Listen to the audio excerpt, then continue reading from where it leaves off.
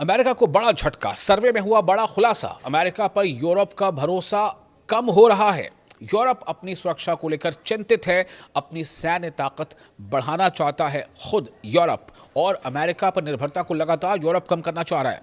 दोस्तों, European council on foreign relations यानी ECFR के जरिए जारी एक नए सर्वे में सामने आया है कि यूरोप के लोगों का अमेरिका पर भरोसा लगातार कम हो रहा है।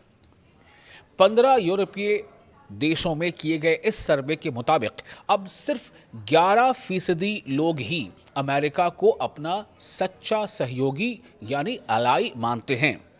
ये वो आंकड़ा है जो अमेरिका को चिंता में डालता है, खासतौर से डोनाल्ड ट्रंप को। सिर्फ 11% लोग ही अमेरिका को अपना सच्चा सहयोगी मानते हैं। 6 महीने पहले यह आंकड़ा 16% था, यानी 6 महीने में ये फीसद 16 से कम होकर 11 तक पहुंच गया है, जबकि नवंबर 2024 में ये 22% था। तो लगातार अमेरिका पर डिपेंडेंसी, अमेरिका के साथ रिश्तों को लेकर के विश्वास घट रहा है यूरोप के लोगों का, यूरोपीय देशों का और वहां के नागरिकों का। यानी कुछ ही समय में अमेरिका के तई जो पॉजिटिव सोच है उसमें काफी गिरावट देखी गई है। इस बदलाव के पीछे कई वजूहात बताई जा रही हैं, कई रीजंस बताए जा रहे हैं। दुनिया में बढ़ती भू राजनीतिक अस्थिरता, यूक्रेन जंग और फ्यूचर में अमेरिका के डिफेंस को लेकर के जो कमिटमेंट है उसको लेकर बढ़ती अनिश्चितता यानी गैर यकीनी सूरत हाल, इन तमाम चीज़ों ने मिलकर यूरोप के लोगों को काफ़ी चिंतित कर दिया है और इसीलिए यूरोप के लोग अब अमेरिका से दूर होते जा रहे हैं। सर्वे की सबसे बड़ी बात यह कही जा रही है कि यूरोपियों को भरोसा नहीं है कि अगर भविष्य में यानी मुस्तकबिल में किसी यूरोपीय देश पर हमला होता है तो अमेरिका उसकी रक्षा के लिए तुरंत आगे आएगा। इस बात पर यूरोप को बिल्कुल भरोसा नहीं है।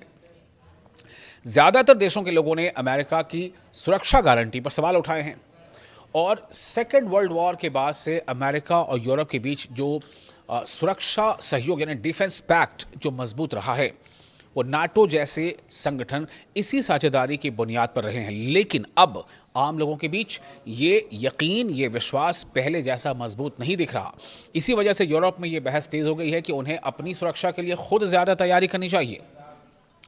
सर्वे के मुताबिक पिछले साल की तुलना में अब ज्यादा लोग अपने देशों के रक्षा बजट को बढ़ाने का समर्थन कर रहे हैं। लोग मानते हैं कि यूरोप को अपनी जो फौजी ताकत है उसे मजबूत करनी चाहिए ताकि वो बाहरी खतरों का सामना खुद कर सके।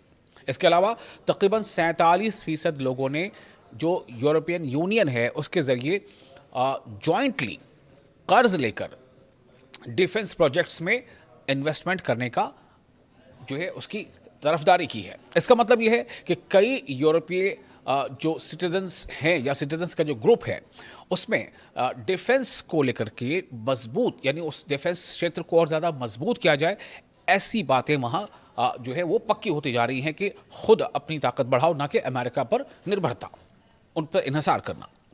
एक और अहम बात यह है कि बड़ी तादाद में लोगों ने अमेरिकी हथियारों पर भी डिपेंडेंसी कम करने और यूरोप में बने जो डिफेंस के जो जितने भी इंस्ट्रूमेंट्स हैं या जो हथियार हैं उनकी ख़रीद को बढ़ावा देने की तरफदारी की है। यानी अमेरिका से नहीं ख़रीदना है और यूरोप के ही दूसरे देशों से ख़रीदना है। डेनमार्क, नीदरलैंड और स्वीडन जैसे देशों में लोगों ने ख़ास तौर से यूरोपीय जो डिफेंस इंडस्ट्री है उसे तरजीह देने की बात कही है।